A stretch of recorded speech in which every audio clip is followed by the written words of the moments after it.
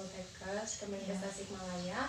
Sesuai janji saya kemarin, saya akan melakukan penyuluhan kesehatan mengenai penyakit yang ibu derita, yaitu TBC atau dikenal dengan TB paru ya Bu ya. Kurang lebih 10-15 menit lah ya Bu, tidak akan lama kok. Apakah ibu bersedia? Bersedia. Baik, kalau begitu ini leafletnya ya Bu, bisa dibaca. Nah, sebelumnya apakah ibu sudah tahu apa itu tuberkulosis atau TBC? Belum tahu. Baik, kita belajar bareng-bareng ya Bu ya. Tuberkulosis TBC yaitu penyakit menular yang disebabkan oleh bakteri Mycobacterium tuberculosis di paru-paru.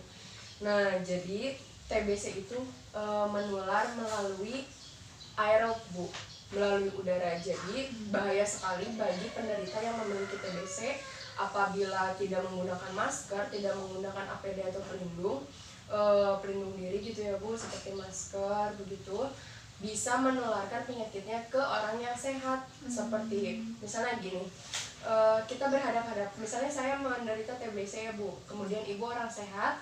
Nah, kita tidak menggunakan masker,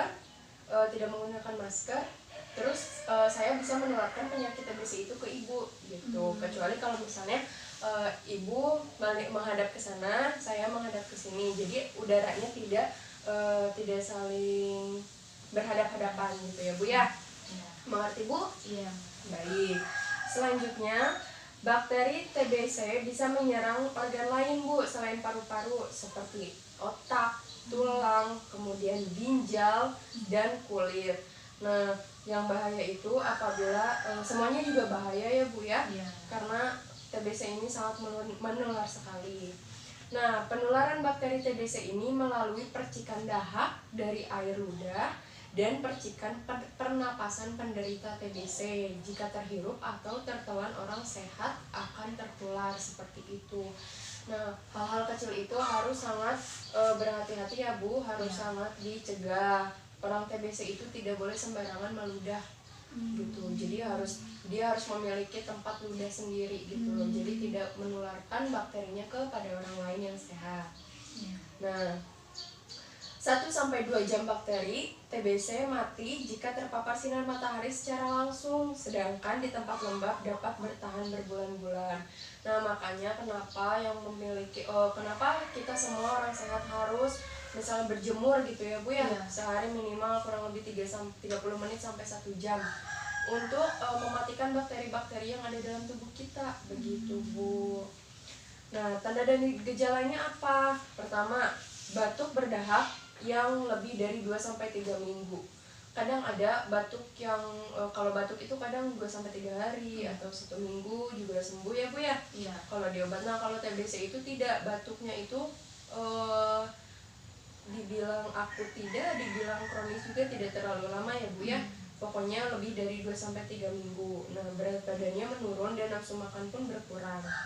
Kemudian berkeringat pada malam hari tanpa beraktivitas. Suka ada ya Bu ya, kalau orang-orang tua gitu, aduh saya berkeringat di malam hari gitu, suka disebut paru-paru basah. Nah, bisa jadi karena itu adalah tanda gejala TBC. Kemudian demam atau meriang lebih dari 1 bulan. Nah, itu ibu harus hati-hati, dikompres tidak turun, dikasih paracetamol pun tidak turun demamnya. Bisa jadi itu adalah tanda gejala TBC. Kemudian sesak napas. Nah, kemudian batuk disertai darah. Yang paling sering yang paling sering muncul yaitu batuk disertai darah ya Bu ya, kalau TBC itu. Nah, untuk pencegahannya bagaimana? Apakah ibu sudah tahu? Belum. Baik, nah yang pertama, menutup mulut ketika batuk dan bersin. Bukan seperti ini ya Bu ya, tapi seperti ini. Jadi harus batuk atau bersin itu harus di bagian dalam siku. Jadi tidak menyebarkan virus ke orang lain. Kemudian yang kedua, gunakan masker atau kain untuk menutup mulut.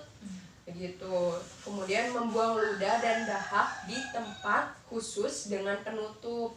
Lalu membuangnya ke lubang WC, mengubur di tanah yang terkena sinar matahari supaya bakterinya tidak lembab dan agar terpapar sinar matahari supaya mati ya.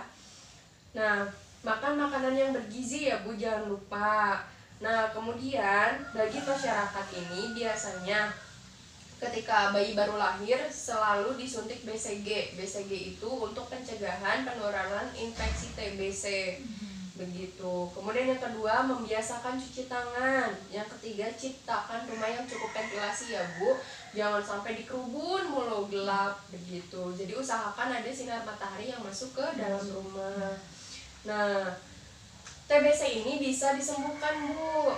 Begitu. TBC ini bisa disembuhkan apabila pengobatan TB sensitif obat selama 6 bulan untuk kategori 1 gitu. Jadi TBC ini bisa disembuhkan secara total gitu ya Bu.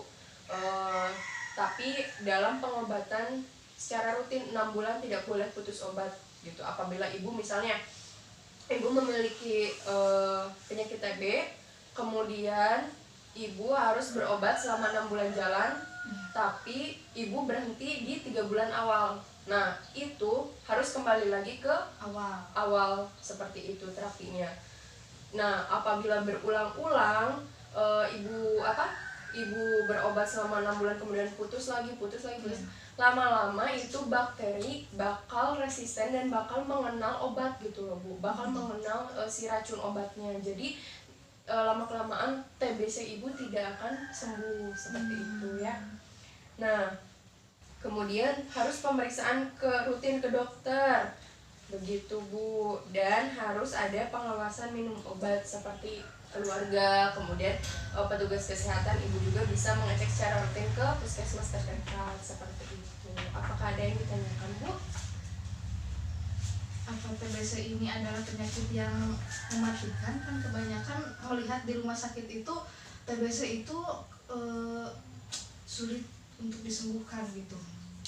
Baik, jadi begini Bu, bagus sekali pertanyaannya. TBC itu bukan penyakit yang mematikan, tapi bisa lama-kelamaan apabila ada penyakit bawaan atau gejala bawaan ya Bu, seperti dia mempunyai riwayat penyakit jantung dan dia juga memiliki TBC. Nah itu tuh bisa menyebabkan kematian seperti itu. Jadi TBC itu sebenarnya bukan penyakit yang mematikan, hanya saja penyakit yang dapat menular gitu loh, berbahaya gitu. Kalau dizonakan bisa jadi ini adalah zona kuning menuju merah gitu. Seperti itu. Apakah Ibu mengerti? Mengerti. Baik, kalau begitu penyuluhan kali ini sudah selesai ya Bu. Semoga ilmunya bermanfaat. Amin. Saya undur diri. Assalamualaikum warahmatullahi wabarakatuh. Waalaikumsalam.